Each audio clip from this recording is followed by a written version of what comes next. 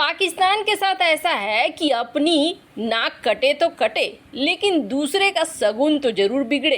पाकिस्तान इसी में खुश हो जाता है। पाकिस्तान ने कभी दूर का सोचा ही नहीं, छोटी छोटी खुशियों में वो खुश होता रहा। भारत के अंदर एक बम फोड़ दिए, 20 आतंकी घुसा दिए, इसमें ही वो खुश होता रहा। तो आखिरकार उसका अंत तो ऐसा ही होना था। रातों रात अचानक अब चीन ने सबसे बड़ी कार्रवाई कर दी है पाकिस्तान के ऊपर। पर इन सब हालातों के बीच पाकिस्तान ने भारत के राजदूत को बुला लिया है। जानेंगे क्या है मामला। इसके अलावे बहुत कुछ, आइए जानते हैं इन खबरों को विस्तार से। एक बड़ी पुरानी कहावत है, अपने पूत कुंवारे फिरे और पड़ोसी के फेरे। पाकिस्तान की स्थिति बहुत गंदी है और इन गंदी स्थिति के बावजूद पाकिस्तान अपने ऊपर नहीं देख रहा है, बल्कि दुनिया के ऊपर देख रहा है। अब हाल में उसके बहुत सारी चीजें और बहुत सारी धारणाएं गलत साबित हो रही हैं। ये जो है, ये पहले रह चुके हैं गृह मंत्री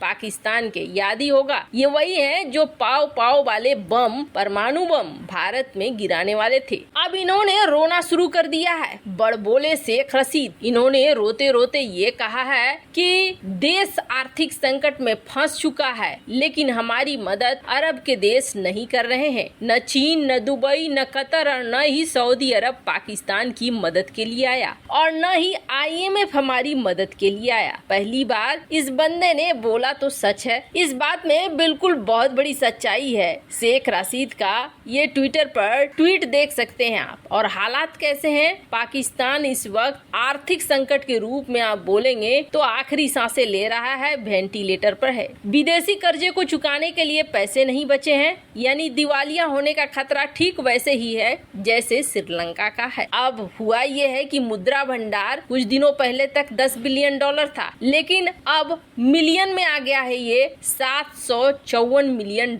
बचा हुआ है अब इसके पास, जो इसके विदेशी मुद्रा भंडार की सबसे बड़ी गिरावट है। और जैसे जैसे ये सब कुछ हो रहा है ना, वैसे वैसे IMF भी अपने पैर पीछे खींच रहा है। फिर आप सोचेंगे कि चीन कहाँ है इन सब मामले में। चीन तो इसका आयरन बिरादर बोलता था और अभी भी SGO मीटिंग में बिलावल भुट्टो के सामने चीन ने तो ये कह दिया कि हम पाकिस्तान के साथ मिलकर कुछ बड़ा करेंगे, बहुत अच्छा करेंगे, ये सब कुछ करेंगे। पर इस वक्त पाकिस्तान की मदद करने के लिए तो नहीं आ रहा है। तेजी से रुपया नीचे गिर रहा है। IMF बेल आउट पैकेज की उम्मीद कर रहा है, लेकिन यहाँ राहत नहीं मिल रही है। तो एक्सपर्ट ये कहते हैं कि चीन अब पाकिस्तान को एक बोझ की तरह देख रहा है। चीन को अब लग रहा है कि अब पाकिस्तान की जरूरत हमें नहीं है। और ये सब बातें कौन कह रहा है? खुद पाकिस्तानी मीडिया अब कह रही है। पाकिस्तानी पत्रकार कामरान यूसुफ, इन्होंने एक टीवी प्रोग्राम में कहा कि चीन और पाकिस्तान के लंबे रिश्ते रहे हैं। इसका कारण ये है कि जब चीन पर मुश्किल वक्त था तब पाकिस्तान ने उसका साथ दिया। चीन एहसान फरामोश नहीं है, उसे हमेशा ये बात याद रखनी चाहिए।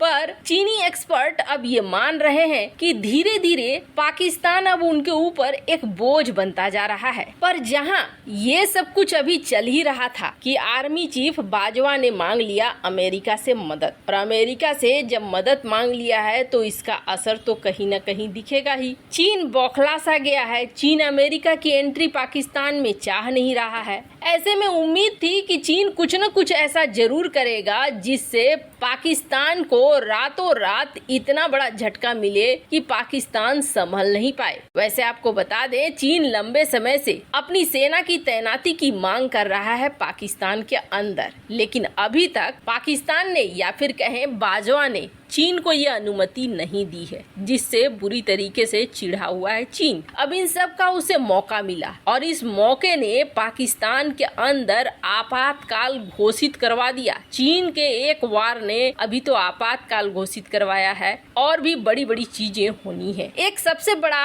हाइड्रो पावर प्लांट है पाकिस्तान का, और इसे बनाया किसने है? इसे बनाया है चीन ने। ये नीलम नदी पर है और इसमें क्या हुआ, हल्के हल्के इस पावर प्लांट में कहीं कहीं क्रैक आ गए। अब कहा जा रहा है ये क्रैक उतने बड़े क्रैक नहीं है जिसकी वजह से कुछ बड़ा एक्शन लिया जा सके, जबकि इससे जुड़े हुए कई फैक्ट्रियां हैं, कई चीजें हैं जो चल रही है। 969 मेगावाट का ये पावर प्लांट है जिससे बिजली की सप्लाई होती है बहुत बड़े स्तर पर, और ये बिजली सप्लाई कराची, लाहौर जैसे शहरों में भी होते हैं पाकिस्तान के। अब समझ लीजिए कि ये कितना बड़ा एरिया तक फैला हुआ है। कहा जाता है कि यहाँ पर अगर बिजली कट होगी तो कराची, लाहौर इन सब में इफेक्ट दिखेगा, और वो भी 1 घंटे 2 घंटे के लिए नहीं बल्कि 16 से लेकर 20 घंटे तक के लिए। इसका असर क्या होगा? इसका असर सीधे सीधे होगा इंटरनेट शटडाउन, मोबाइल शटडाउन और फैक्ट्रियां शटडाउन। और चीन की मदद से बनाए गए 27 ऐसे पावर प्लांट्स हैं जिस पर 7000 मेगावाट की विद्युत निकलती थी, लेकिन इन सब में कुछ न कुछ टेक्निकल फॉल्ट आ गया है और ये सारे बंद हैं। यही एकमात्र था नीलम झेलम प्लांट जिसको बनाने में 508 बिलियन रुपए खर्च किए 2018 में पाकिस्तान ने, लेकिन उसकी कंडीशन ये हो गई कि ये अभी बंद हो चुका है और चीन ने इसे बंद करने के सीधे सीधे ऑर्डर दे दिए हैं। इस ऑर्डर के बाद से कराची, लाहौर में अंधेरा छा गया है। अब चीन का ये कहना है कि सबसे पहले तो आप पेमेंट करो, उसके बाद हम सोचेंगे। अब ये कौन सा आयरन बिरादर हुआ जो इस तरीके से बदले ले रहा है? खैर, आप सोचेंगे कि इसमें तो पाकिस्तान को अकल आ गई होगी और पाकिस्तान श्रीलंका की तरह भारत के साथ दोस्ती के हाथ बढ़ाना चाहेगा, क्योंकि अभी भी आप देखेंगे श्रीलंका की स्थिति चाहे जैसी भी हो, मदद करने को भारत ही आ रहा है। तो इसके विपरीत पाकिस्तान, वो कहते हैं ना, विनाश काले विपरीत बुद्धि, मरते हुए भी अपनी आदत नहीं छोड़ सकता है और जो इसे मौत के मुंह पे और ज्यादा ले जाएगा। पाकिस्तान ने भारतीय राजदूत को बुला लिया।